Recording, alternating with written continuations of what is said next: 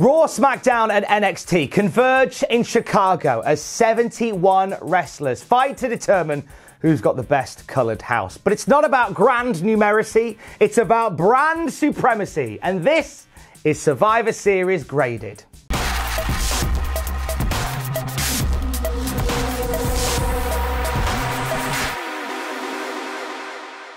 We kick off with the Kickoff, a 10-team battle royal. The Good Brothers, the Revival, the Lucha House Party, Dolph Ziggler and Robert Roode, Heavy Machinery, Breezango, the Street Profits, Kurt Hawkins and Zack Ryder, Imperium and the Forgotten Sons. I only had to look at the paper just the once. As soon as you're eliminated, your tag team partner's eliminated as well. This was fine, just a standard battle royal to get started. Otis was very popular.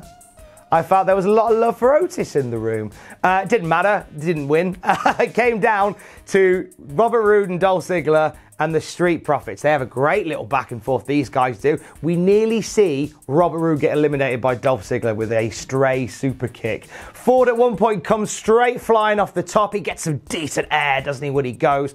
Lands flat onto Dolph Ziggler, but the momentum of which leads Robert Roode to pick him up and hoy him over the top. Street Profits are out, and your winners are Dolph Ziggler and Robert Roode. Giving this a C to get us started. It's all right. It's just your Common or Garden Battle Royal with a meek to mild crowd supporting it. I want to see more Street Profits and Roode and Ziggler. I thought they meshed really well.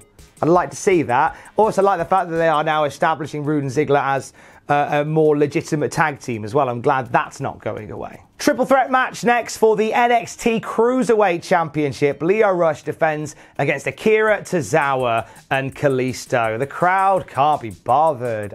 You know it's a problem when you can hear the commentators echo around the building. I think that's what I heard. Could have been a sound bluff. I don't know. But it certainly sounded like the stuff that Aiden English was saying was resonating around the walls, which is a bit tough. There was at one point where Tozawa and Kalisto take Lio Rush up to the top for something. Lio Rush counters it and hits a double Spanish fly that gets what is politely described as a lukewarm reaction from the crowd. Tough crowd. Tough crowd. Some really good little moments throughout this match though, which is a shame that the crowd weren't that vested in it. There's a great bit where Tozawa hits a snap German suplex with the bridge, gets a 2 count before Kalisto jumps onto his gut, and then jumps, it's not a gut obviously, it's a belly, but you know what I mean, and then rolls into a roll-up onto Lio Rush to take the cover for himself. That was a really nice, innovative bit of offense. Kalisto hits the Salida del Sol onto Tozawa, but then as Kalisto hits the ground, Rush comes off the top and hits the final hour on him. 1, 2, 3. Lio Rush retains his Cruiserweight Championship. This was a C+. It was good. It wasn't a great match. The crowd didn't help. The crowd weren't interested. It's the curse of that Cruiserweight Championship in a big venue. You really hear it bouncing off the walls.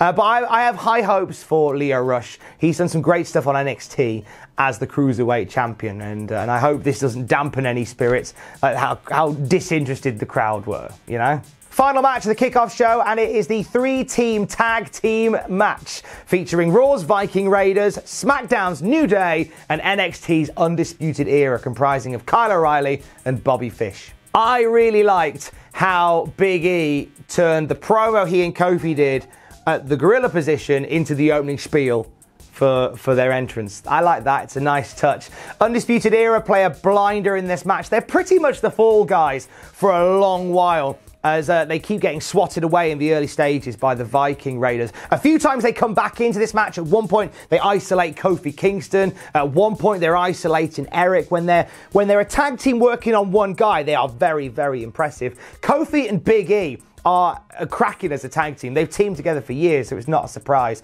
But they're busting out some big moves here.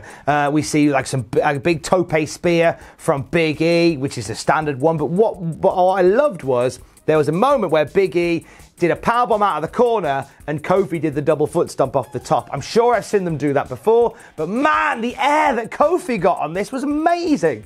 Outside the ring, Kofi is fighting the Undisputed Era as we come to the final moments of the match. Goes for the Trouble in Paradise, but Fish ducks. So instead of hitting Bobby Fish, hits the turnbuckle. Kofi is out of this one. High-low combination, make sure of that. They nail him with a high-low combination outside the ring, and they get both back into the ring. They go to hit the high-low on Ivar, but Ivar cartwheels out of it.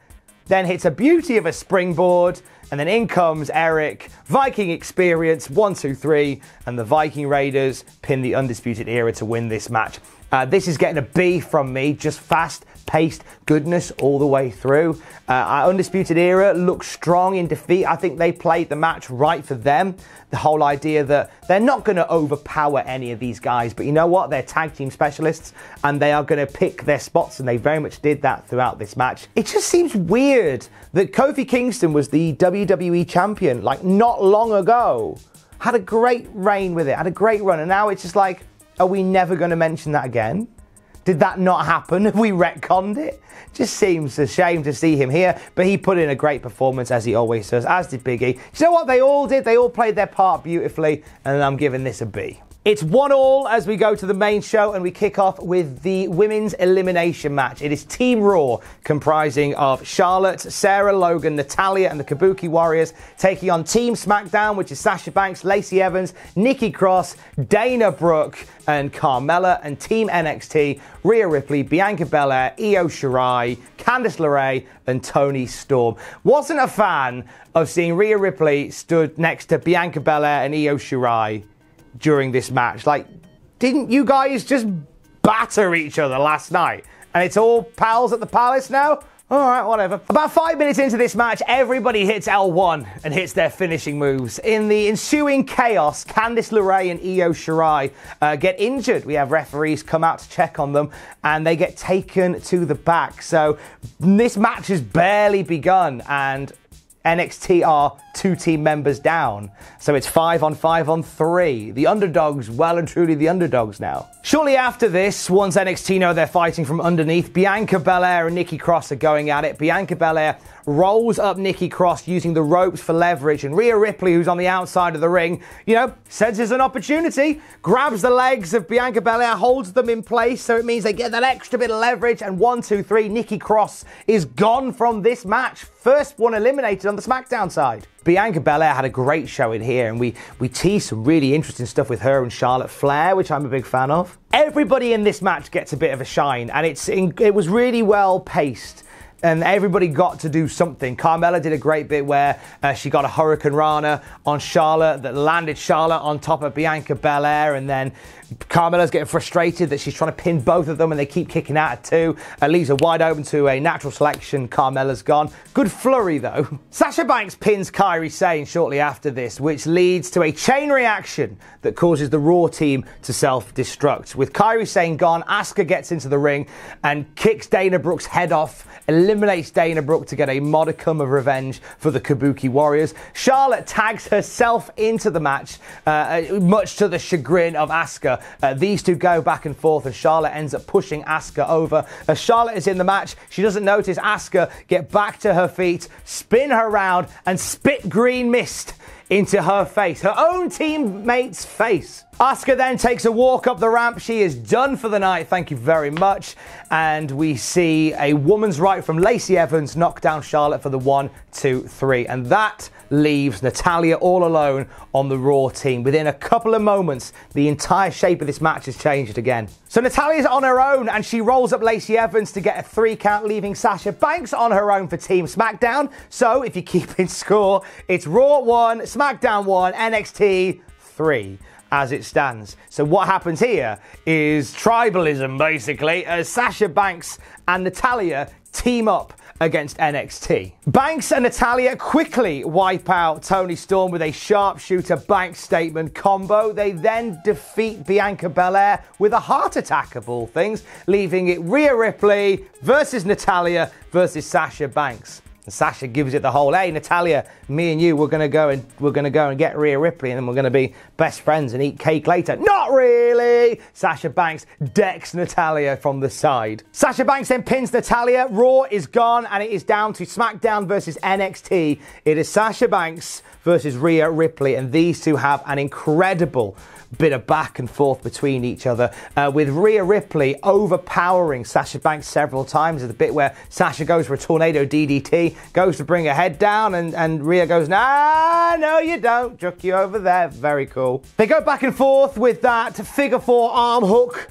that Rhea Ripley does. Sasha Banks gets that bank statement locked in as well. Just as it looks like Rhea Ripley's going to tap out, out comes Io Shirai and Candice LeRae back once again with the ill behavior. They pull Rhea Ripley to safety. Sasha Banks takes both of them out with a baseball slide, but it doesn't do much because they recover. They retaliate. We see Candice LeRae on the one side of the ring playing distraction as Io Shirai climbs up, hits a springboard drop kick onto Sasha Banks, leaving her wide open for the riptide from Rhea Ripley. 1, 2, 3, and NXT win the first elimination match. It's a lot goes on in that. I'm giving this a B+. It was great. It was long. Could have probably done with being 10 minutes shorter. I'm pretty sure this clocked in over half an hour. It was a long match. It could have done with being a bit tighter, in my opinion. I thought everything everybody did was great. I thought a lot of performers really shone in this match. But I think we've got another one of these later on. And I think they watched this match and the way it played out and went, we need to tweak ours a bit. You'll see what I mean when we get there. Up next, it is the Intercontinental Champion Shinsuke Nakamura taking on the US Champion AJ Styles and the North American Champion Roderick Strong. Brand supremacy is on the line, no belts. It starts off with lots of big strike combinations. All three men swapping big kicks and punches. Neither can really get a purchase. Shinsuke manages to stop a phenomenal forearm from AJ Styles, and then Shinsuke just methodically wears down Styles, and then Strong comes back in, and then he wears down Strong. Shinsuke plays a really clever game in this one. It's not about fast-paced, heavy hitting. It's about just slowly breaking the guys down, and it worked really well. AJ comes back from this, and he spends ages working a sleeper on Roderick Strong, like almost too long. To the point where you go, you okay there, lads? Everything going as you need it to? Because you're taking a long time doing this particular move. Strong fights back. Strong has a really good showing in this match, and I don't want that to be understated. Like, he really holds his own against Nakamura and AJ Styles, and my fear was that some of the NXT guys might just be almost jobbed out, for lack of a better term, but they are all presented as just firm equals, and Strong looks strong. Shinsuke goes for the Kinshasa on Roderick Strong, but AJ's outside the ring at one point, grabs the leg, stopping him from doing it. Shinsuke shakes him off, but Roddy's had time to recover. Big old knee from Roddy to Shinsuke. 2.99999 recurring. That was buttock clenchingly close, that 3 count was. Oh, buttock clenchingly close. Shinsuke drops Strong with a Kinshasa, but AJ makes the save as we get to the final moments of this match. Styles and Shinsuke Nakamura just reignite that heated rivalry from back in the day, and they're going back and forth and back and forth. AJ Styles comes off with a phenomenal forearm that wipes out Shinsuke Nakamura, but in comes Roderick Strong. Bye-bye, AJ. Hoys him away. Hooks the leg on Shinsuke. 1, 2, 3. And would you believe it? Would you believe it? Roderick Strong slides out of the match, slides out of the ring, legs it up the ramp. He has won the triple threat match representing NXT. Another win for NXT tonight. You know what? I'm giving this one a B+. It was a strong match, no pun intended. There was a few bits where it slowed down a bit, where it could have been a bit quicker. But hot finish. Roderick Strong looked great. Shinsuke was on top form. AJ was on top form. This is still a great match, and it's a B+. NXT Championship is on the line next as Pete Dunne challenges Adam Cole. Pete Dunne has got his leg bandaged up. Adam Cole has got his ribs bandaged up.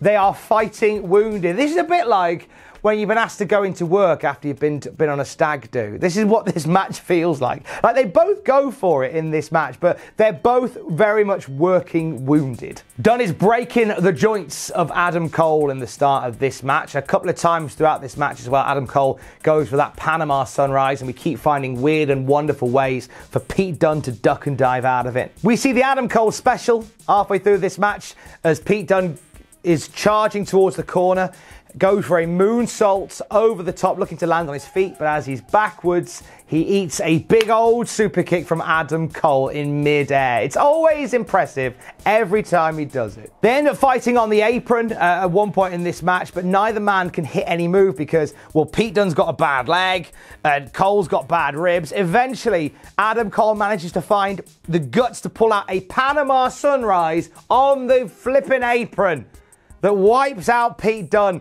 Cole gets back into the ring, and we see the referee making the count. He's like, hey, Adam Cole is happy to take the count out from this. That's the story here. He'll take a count out. Pete Dunne gets back in the ring at 9, literally slides back in the ring just to eat a super kick for a near fall. The super kick, I believe, is where Pete Dunne lost his mouth guard, because we go to the final moment of this match where Pete Dunne is looking to grab his mouth guard, and Adam Cole stands on his hand. And then there's like some jockeying for the mouth guard, which leads to, of course, Pete Dunne grabbing the fingers of Adam Cole, breaking the fingers of Adam Cole. And there we see a big old comeback from Pete Dunne, looking to hit the bitter end on Adam Cole. Somehow, these two, they must be on strings, because Pete Dunne goes for the bitter end and Adam Cole turns it midair into a Panama Sunrise.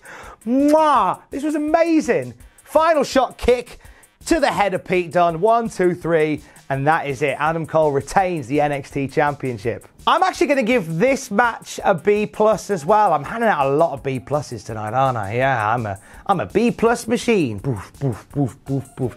Don't know where that came from. I'm very tired. This was a great showing from two guys who worked their bums off the night before, and this was a great match. I don't think this is Pete Dunne's best match in Chicago, but it was up there. It was a solid effort from Pete Dunne, and it just continues to establish Adam Cole as just this champion that always somehow finds a way out and keeps his belt. Prepare to yowie your wowie as the Fiend defends his Universal Championship against Daniel Bryan. We are bathed in red light, the bell sounds, and Daniel Bryan immediately goes to town on the Fiend. Drop kicks, big kicks, throwing everything at him, but the Fiend, who is like facing a wrestling character when their skills attributes are at 100, like, just swats him away and just takes control. Fiend is massacring Bryan around the ring, and he's staring down at him going, remember me, remember me, although he's saying it through his mask, so it sounds like he's saying, Mamba Mare,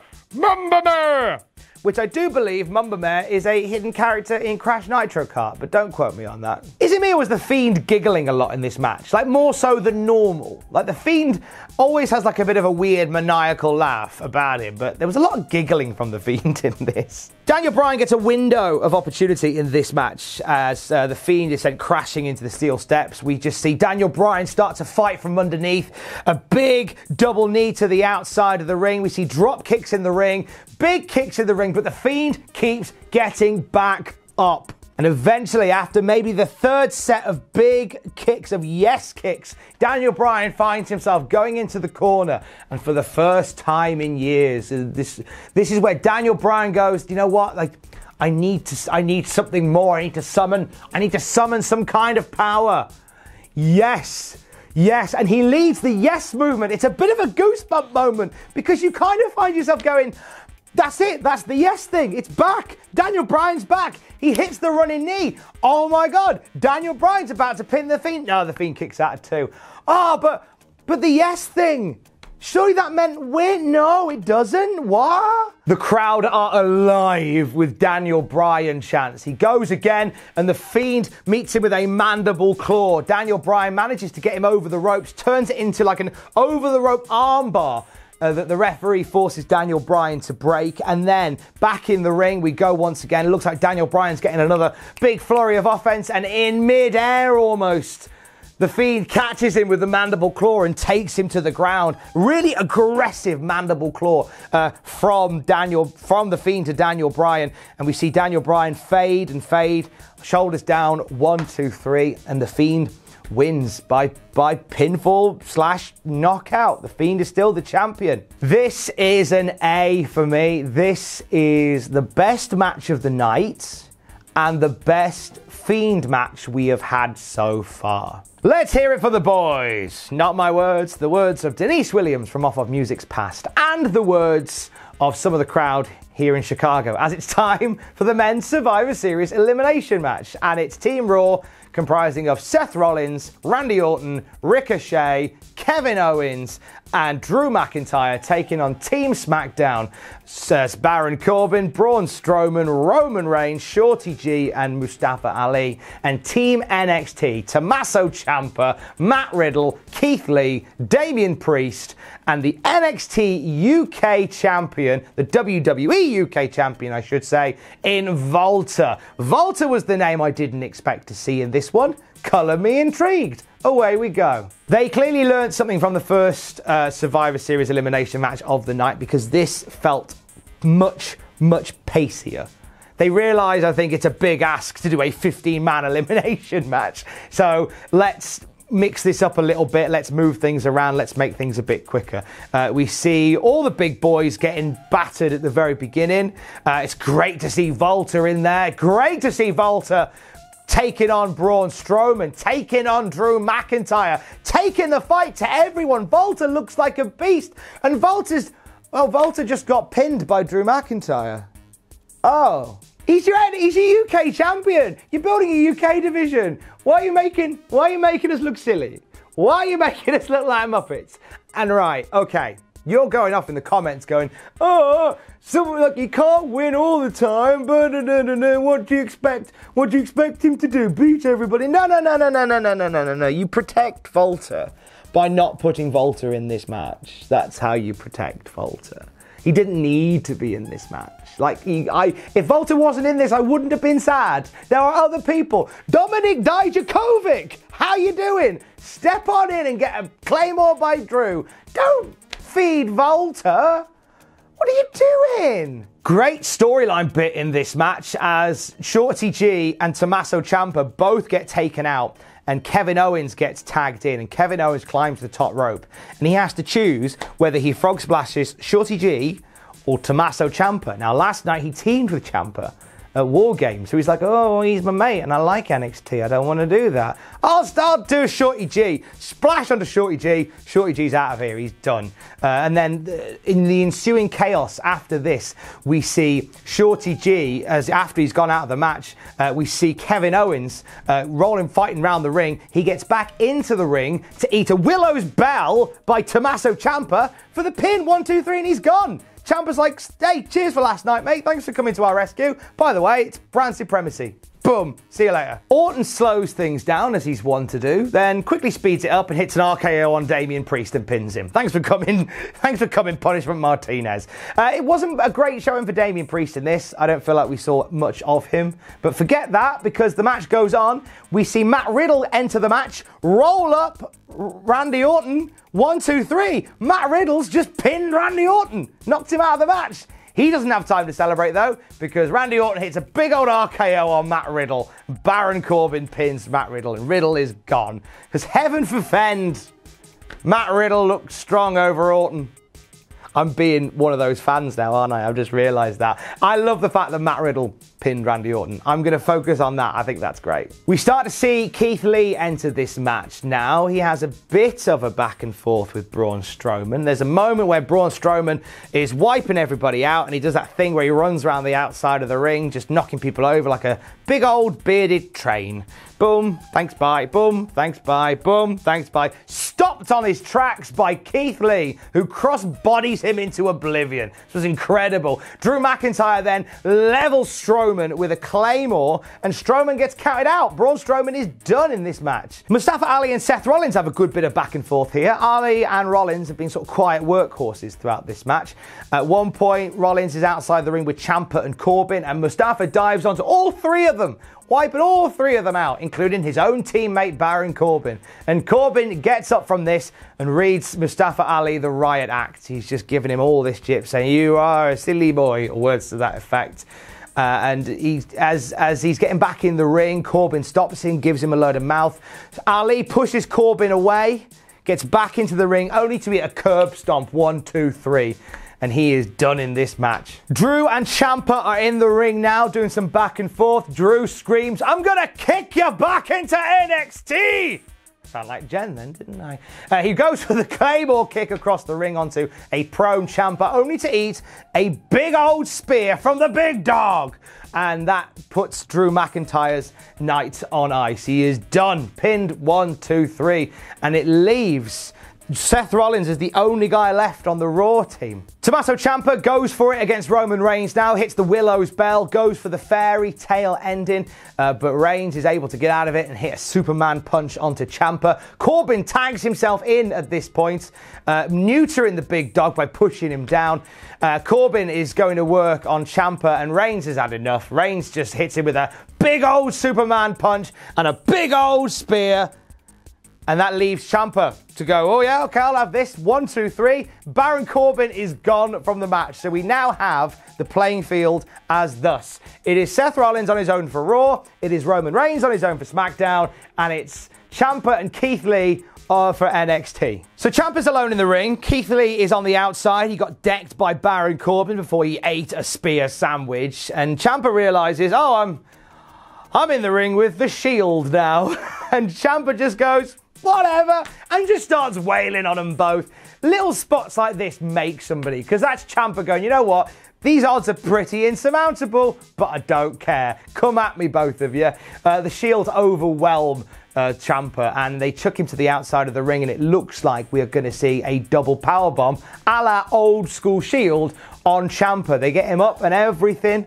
And here comes Keith Lee, who just barrels into everybody like he's a bowling ball, knocking everybody down like Skittles. It was a beautiful sight. Ciampa gets a second wind after this, gets back in the ring, hits a big knee on Rollins, hits the Project Ciampa, pulls that out of the bag for a 2.999999. He then gets overwhelmed by the Shield again, and we see a Superman punch followed by a curb stop. 1, 2, 3, and Ciampa is gone, and we are left with Roman Reigns, Seth Rollins, and Keith Lee, and the crowd start chanting.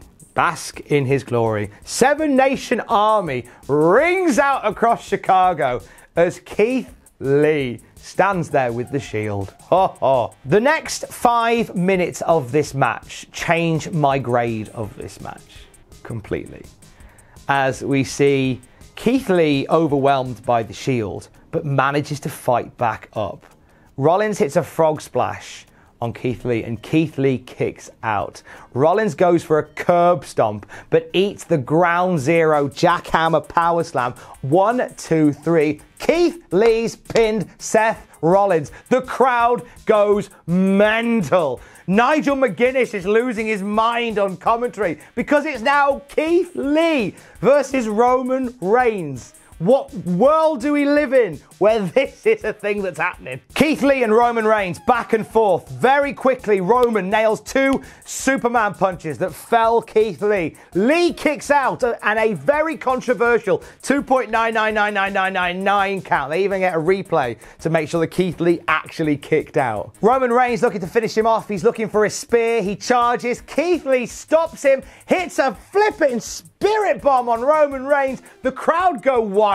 Keith Lee goes up for a moonsault, majestically flies into the air, only to hit the canvas because Roman Reigns has moved out of the way. Reigns manages to get himself back together, hits a spear on Keith Lee. 1, 2, 3. Roman Reigns, the sole survivor for Team SmackDown. The last 5 minutes of this match changed my grade. I'm giving this an A. Now, the first 10 minutes of this match, I wouldn't have said that because I watched Volta, the UK champion, get pretty much jobbed out. But then I saw what they did with Keith Lee. In that 5 minutes, you made Keith Lee a star. Oh, this is a long video, isn't it? Yeah. There's I hope you've I hope you went to the toilet before we started, or I imagine you sat on the toilet now watching it. 2 matches left. We'll get through it together. The WWE Championship is on the line as Brock Lesnar defends against Rey Mysterio. No holds barred. It's Rey with a pipe. This is short, sharp, sweet. Rey battering with a pipe. Brock overpowering. Out comes Dominic with a towel. Hi MJF, how you doing? Dominic wants to throw in the towel for his dad, who's taking a beating from Brock Lesnar, and Brock just throws the towel away. It looks like Brock's going to deck Dominic Mysterio. He doesn't get a chance to because Rey hits him with a boom, low blow, right in the clackers.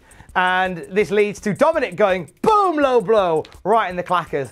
Dominic Mysterio and Rey Mysterio then start fighting Brock Lesnar. A double father-son 619. The most wholesome family wrestling moment I've ever seen. And then Dominic comes off top with a belter of a frog splash. What's going on? I was alive and I was a full-on wrestling fan when Eddie Guerrero and Rey Mysterio were fighting for custody of this boy. He could have fought for himself.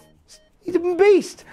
Big frog splash onto Brock. Both guys cover. 1, 2. Brock kicks out. It's just not to be tonight. Lesnar drops Dominic with a German suplex. Rey comes off the top and just gets swallowed up by an F5. 1, 2, 3. And we are done. We are out of here. Brock Lesnar is still the WWE champion. Giving this one a B. There wasn't much to it. It was quite short, quite sharp. I think the Dominic stuff was a highlight. I thought that was great. But I don't know if it's worth any more of a B, to be honest, for what we saw. And I'm still sort of reeling from the big old match we had just then as well. I know you should experience these things, you know, like laser focus. But I think what it was fine. It was it was solid effort. I'll give it a B. It's a B. It's good. B's good. I'm not giving it an F. B's good. Main event o'clock now as the women's triple threat takes center stage. NXT's Shayna Baszler versus Raw's Becky Lynch versus SmackDown's Bayley. I wanted to love this match. I did. I think we've seen better matches tonight. We really have. I feel like this, and there will be argument forever on whether or not this belongs where it does. And I think this belongs in the main event. This was the match that was the sort of starter cap for the Survivor Series show. So it was Shayna Baszler attacking Bayley that got everything going in the first place. So I think absolutely this should be the match that goes on last. This got more hype than the other Survivor Series matches tonight. So it should go on last. It should. Whether or not it felt like a main event match, that's up for debate. The crowd was certainly very tired. Yeah, the crowd got a bit bored, which is a shame. And there was just a few bits in this match that I don't feel like really clicked. Like these three, I don't feel like had the best chemistry throughout. There were some good moments. Bayley played her part well. She was kind of like the chicken heel for a lot of it, where she'd be seen to be sort of begging off and then, whoa, attack you from behind. Shayna Baszler was the power game here, I think, as well. And Becky Lynch was the one that a lot of times we found fighting from underneath against both of them. Also, you feel like every time that Becky Lynch and Shayna Baszler are really getting into the rigors of their little rivalry, Bayley comes along to play spoiler. There was a bit where Becky Lynch and Shayna Baszler were both swapping submission moves back and forth, and eventually Bayley just went, nah, stop it, enough of this. The finish comes to this one when Shayna Baszler drops Becky Lynch on the announce table. The table doesn't break and Becky just bounces out of the way. Bayley starts to rally in the ring. Maybe we feel like this is going to be where SmackDown ties it and the Fox execs will be happy. Big elbow off the top from Bayley, and Baszler manages to catch her in the clutch once again. Big old Karafuta clutch, and Bayley fades away before tapping out completely. And Shayna Baszler wins for NXT. It is almost a shutout for NXT at Survivor Series tonight. This match should have gone on last, but it didn't have the fire that a main event should have.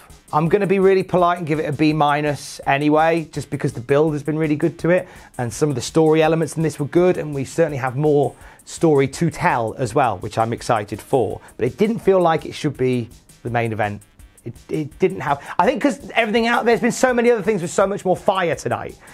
This kind of lacked. Overall, Survivor Series is an A- from me. There was some ropey moments, but overall, there was great stuff in there. It was the rise of the Yes movement once again. It was the rise of Keith Lee in that men's elimination match as well. There were some great moments in the triple threat matches throughout the night as well. I'm really sad the main event wasn't as hard hitting and as aggressive as I hoped it would be, nor was it as exciting as I hoped it would be. But be that as it may, I really enjoyed the setup for Survivor Series this year. I think NXT was absolutely right to win. I think that's the brand that you're trying to develop at the moment, so of course they're going to win. Like, Raw and SmackDown don't really lose anything by losing to NXT. So I'm good with NXT winning, and I'm good with Keith Lee looking like a beast. Go and have a sit down, you've earned it. Love you, bye. Hey, thanks for watching. Don't forget to leave a comment in the comment section down below. You can support us on Patreon by going to patreon.com/cultaholic. Lastly, don't forget to hit subscribe and join us.